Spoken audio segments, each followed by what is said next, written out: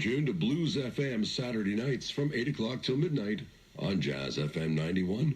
I'm Danny Marks. Our guest this evening is an emerging Canadian singer and songwriter who has a remarkable journey for one so young. She discovered music in this century, and that already tells you exactly what we're speaking of. We speak of Katie Bulley, and she is quite a charismatic singer who knows how to find the spotlight when she's on stage, and her roots are remarkable for one so young. Also, her story is kind of an incredible journey.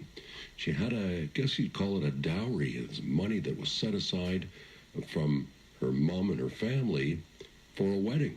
And she said, you know what, Mom, if it's okay with you, I'd like to use that to go down to the land where blues began. We'll let Katie pick up the story. It was a mission to record my first solo album. I was in a band, but it broke up. I was also in a long relationship. It broke up, so I finally felt free to do whatever I wanted to do, and that was what I wanted to do. I needed to see where music began, where the roots were, and hopefully come out with my songs recorded at a good studio. I went to Memphis and then Nashville, and then the Crossroads were like when New Year's Eve. That's when I went to the Crossroads, because I heard lots of like stories about like selling your soul to the devil and like Robert Johnson and all that. So I wanted to kind of like play chicken, you know, and see and like face my fear basically of going there. Yeah.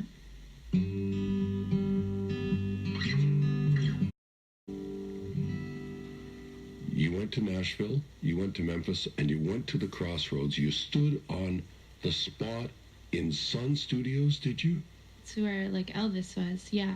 That's where I recorded with Matt Ross Spang. He's a Grammy-winning engineer. I recorded with him and Dave Rowe, which he played with Johnny Cash, and John Argroves was on percussion. So you went to Sun Studios, you recorded there, you went to the Crossroads, and you stood there where Robert Johnson was too? You stood where Elvis stood and where Robert Johnson was? What happened at the Crossroads? At the Crossroads, well, I went there New Year's Eve, and I wrote a note for my hotel room, like, just in case something happened, because I was so scared. And then I went there. I don't know if I was at the same place, because my engineer happened to be there too at the same night, but I didn't run into him. But I stood there and someone's car engine turned on, so I jumped so high, and then I ran back to my car. And on the way home, there was these skinheads in a car. Like, it was so scary. I was just like, oh my God.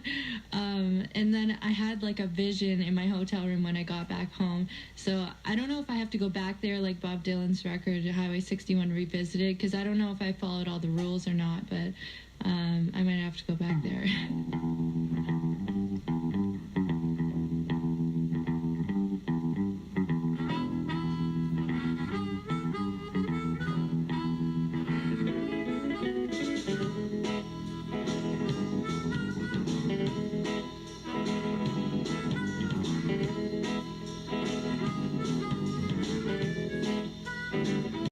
Music from our guest this evening on Blues FM, Katie Bulley, and you can look her up online too to find out.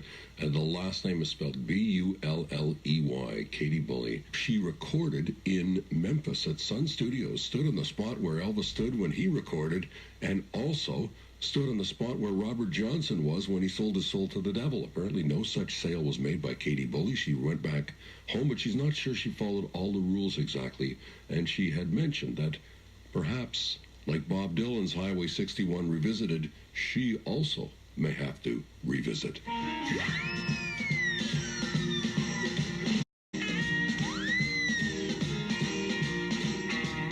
Where did this interest in the roots music begin for you, Katie? How did it start?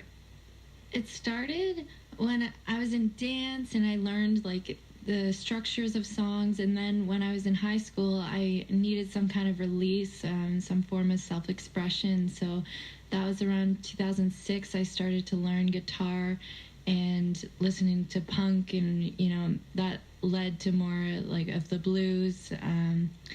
And that was around 2006 because I started a band in 2008. Yeah.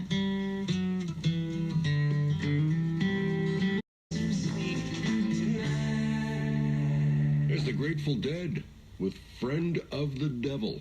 And these are the songs chosen by our guest this evening. She lives and works in a music scene in Hamilton that's very vibrant. Our friends say that in Hamilton, art is the new steel. Well, Katie, what is the scene like where you work? It's very accepting, and it's more of a community involvement kind of thing. Everyone has each other's back. We kind of just like help each other out and support each other. Do you find that there's a lot of work, or is it is your music accepted? Do people question why somebody that's from your age bracket wants to play roots music? Or there is a lot of work, but I've been kind of turning it down lately for some reason, so I'm just kind of getting my foot back in the water.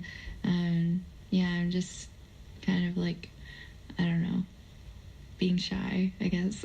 And what about relationships? Are you able to feed on a relationship to write music? Do you find that helps, or? It does, but there's always something else to write about too.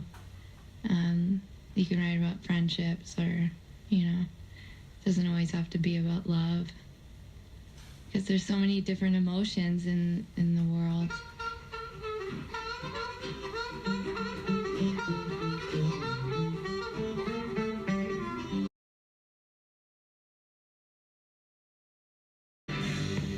There's the Willie Brown Blues from Ry Cooder. Selections this hour on Blues FM by our guest, Katie Bulley. I'm Danny Marks. Blues FM will return after a very short break right here on Jazz FM 91. Blues FM is brought to you by the Royal Conservatory of Music and the Toronto Blues Society presents the 22nd Annual Maple Blues Awards. Hi, I'm Don Daggett, portfolio manager